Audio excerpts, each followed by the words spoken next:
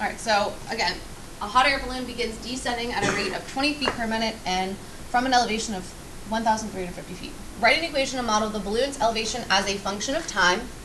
What is true about the slope of this line? So we are going to write a linear equation in slope-intercept form. Now, they didn't give me 2 points. They've given me a rate and a starting point. So the rate would represent which one, the slope or the y-intercept? The rate. 20 feet per minute. Lexi? Good, this is your slope. Slope is also known as your rate of change. Now, because it says descending, what do we know about the 20? Abby? The line is negative. So descending is going to indicate that this is a negative slope. So you kind of want to add in a negative 20. If it had said that it was ascending or rising, then we would keep it as a positive rate. So we have to use that word to insert that symbol. And then from an elevation of, so that's your starting point, and then you're descending, this would be your y-intercept. So all we have to do is plug those in.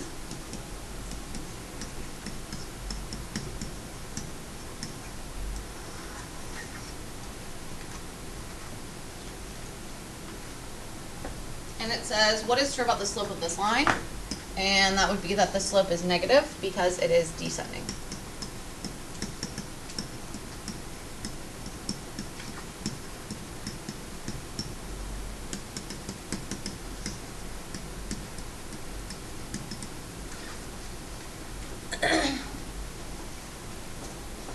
Now, normally when we graph something in slope-intercept form, we just start at the y-intercept and we would count the slope. Now, because these numbers are rather large, we oftentimes when we graph them, we'll have to count by different units on different axes.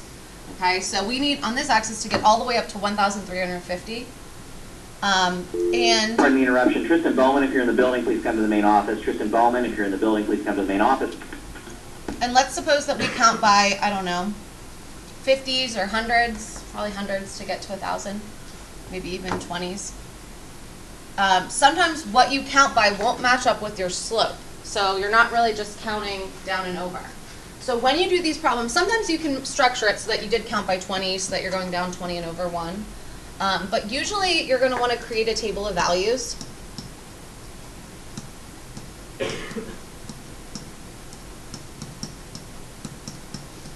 Okay, so to create a table of values, we'll just create a little XY table.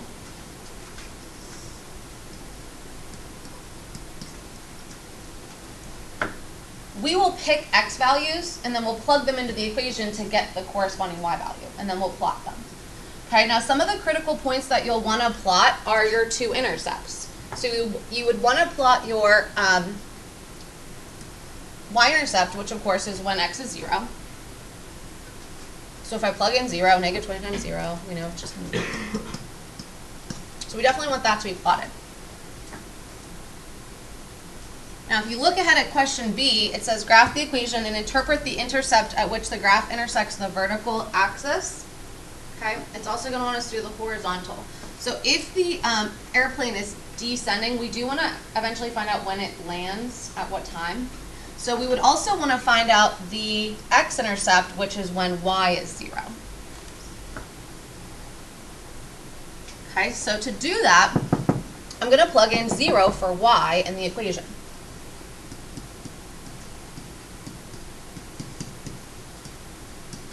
Go ahead and solve that out for x.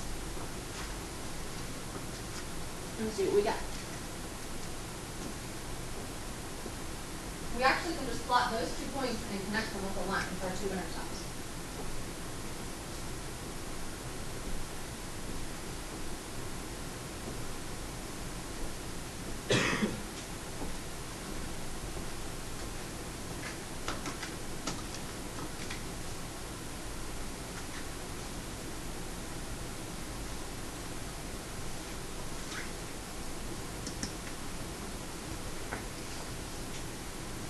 What we got for our x-intercept? 675. Say again? 675. No. Not 600. Should be 67.5, so I think you just forgot to move a decimal in there. If you wanted to do it, you could take out the zeros and just do 2 into 135 instead of 20 into 1. So we really could just plot these 2 points. That's going to be enough. Okay. So I need to be able to get up to 1350. So hundreds won't do it. Okay. I think I probably chose 200s to get up there, but you could have probably done 150s as well. You also want to label the y-axis, which is your balloon's elevation, which would technically be in feet.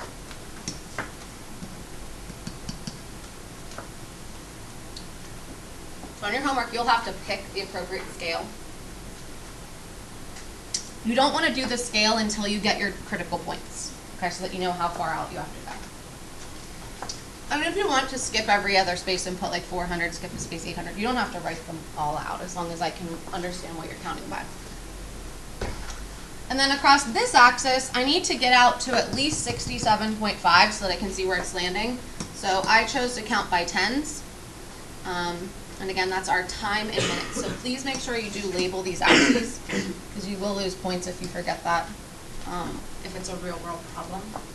And then all you're going to do is plot your 2 points and connect your dots.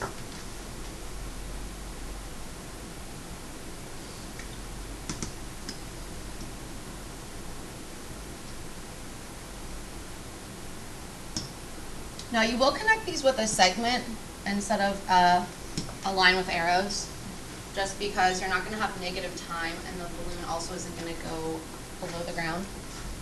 Does that make sense?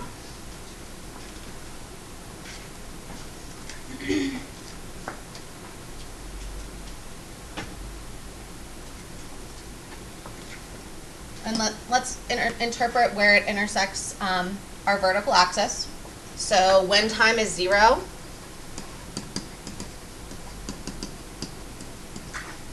the balloon was 1,350 feet above the ground.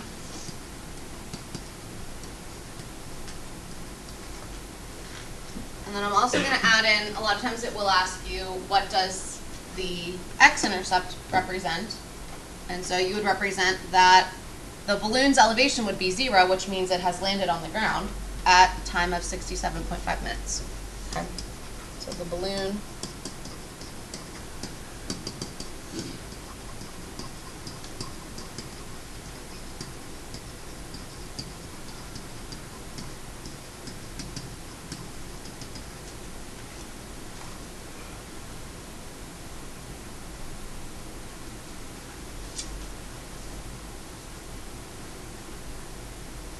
All right, now the next one is the same type of problem, but instead of descending, it is elevating. Okay, so it's rising up. And when you do the rising up ones, your line is going to look like this. So you won't need a critical point at the end because we don't know when it's going to stop rising. Eventually it will. But we don't know that part. So when you do an elevation problem, you really just have to have your y-intercept. And then if you want, you could count slope up and over if you were to count by appropriate terms. Otherwise, you're just going to pick a couple other points and plot them until you get a line.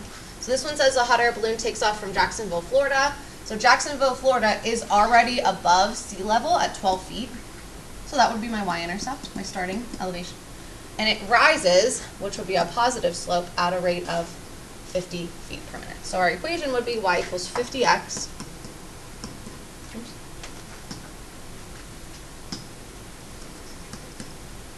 plus 12. And always make sure that your units match. I feel like in the homework tonight,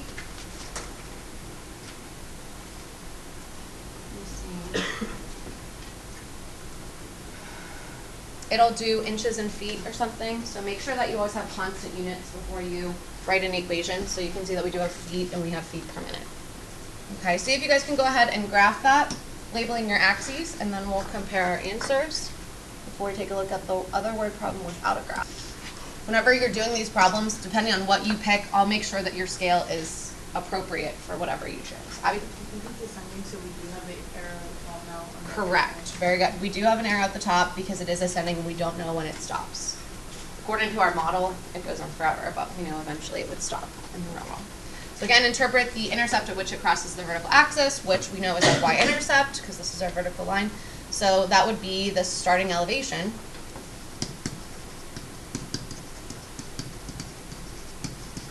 Which kind of seems redundant.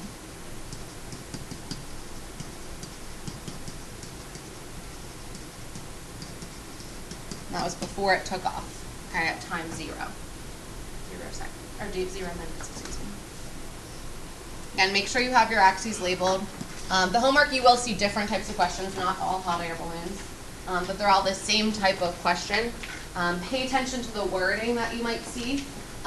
Again, we saw descending was negative. Another phrase that could be negative would be decreasing. So if something was decreasing in size, that would be another indication of a negative. So the only time that you have to have that other critical point is if it is a descending. Because you'd want to show the whole graph. All right, on the back we have a linear model without a graph. And they want us to write a linear equation to model this. And then they also want us to answer a couple questions. Now, you'll notice when we read through this question, at no point does it tell us a rate. It says a candle is 6 inches tall after burning for 1 hour. And after 3 hours, it is only 5.5 inches tall, okay, because it's dwindling down as it burns. Write a linear equation to model the height, y, of the candle after burning for x hours. So they did define the variables. Okay, y equals the height of the candle. Sometimes they won't do this. And we'll look at those tomorrow where you'll have to determine which one's independent, which one's dependent. And our x variable, they tell us, is the number of hours that it has been burning. So what we want to do is go back to the two pieces of given information and label them with an x and a y, and we'll create two ordered pairs. So this one, 6 inches, is a height. That's a y value. After 1 hour is an x value. So I'm going to take those two numbers and I'm going to put them together as an ordered pair, which is always x comma y, which would be 1 comma 6. If you were to make it 6 comma 1, the linear model would not be correct based on how they define the variables. So just be careful. And then after 3 hours, which is our x time, it is about 5.5 inches tall, which I would make that 5.5 maybe just to make your math a little bit easier. That's our y. So our other ordered pair would be 3 comma 5.5. They want us to write a linear equation. How could we write a linear equation if we have 2 points? What's the first thing we would have to do? Gary. Good. You have to find the slope. Using your y2 minus y1 over x2 minus x1. Point 1, point 2.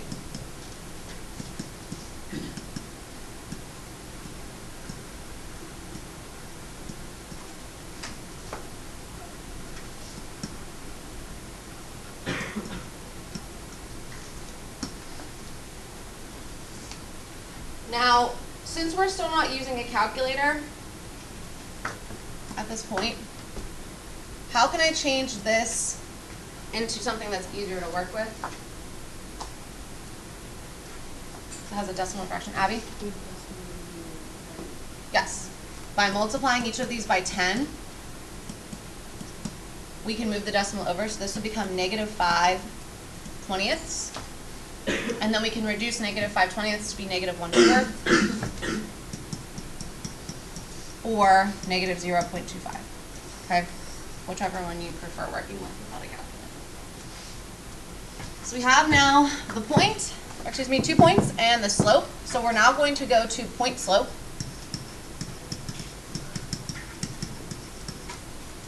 Which you did this on your quiz yesterday as well. And again, I usually pick the first point, but you can pick the second point if you prefer it, but it's already labeled for me. And the first point doesn't have decimals, so that's another reason that you might want to pick it.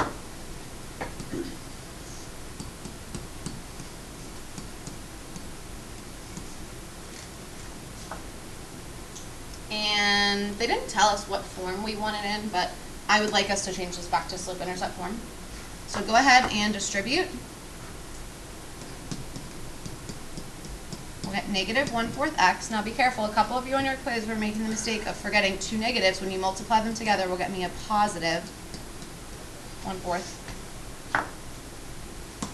And then we'll add 6 to both sides.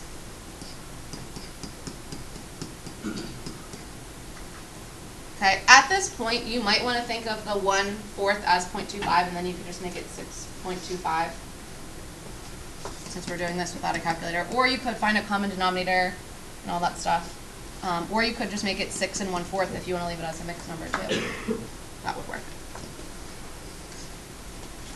So what does the slope represent? Okay, well, we know the slope is negative, but we want to relate it to the actual words.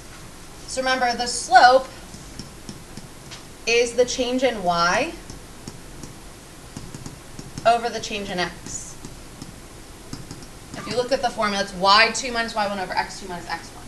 So if you look, the y was our height of the candle in inches. So that means that the height of the candle is decreasing 1 inch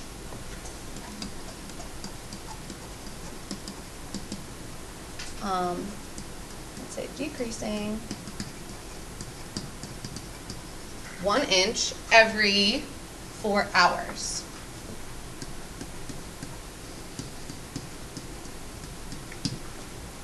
Now, if you were to do it using the decimal, you could also say that the candle is decreasing 1/4 of an inch, or 0.25 inches every 1 hour, is another way you could describe the same slope.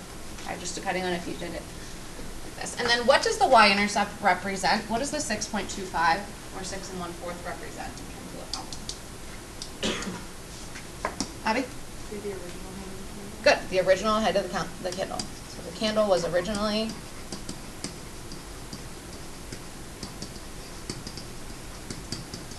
6.25 inches tall before we lit it.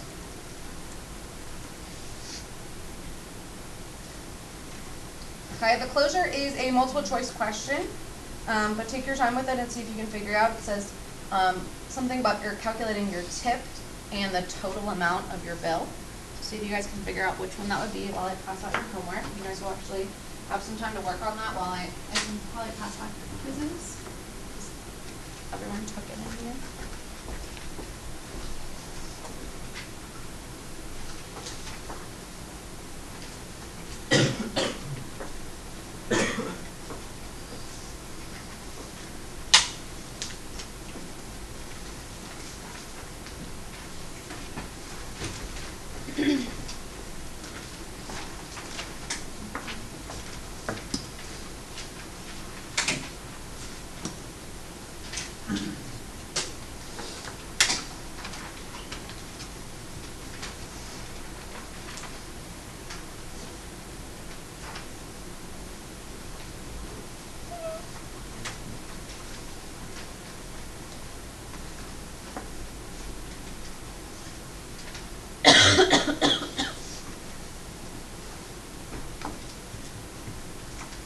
Okay, so for the closure, first of all, before we get started, what do you have to do when you are using percents in a problem? If I give you 15%, what do you have to do before you can do any calculations with it?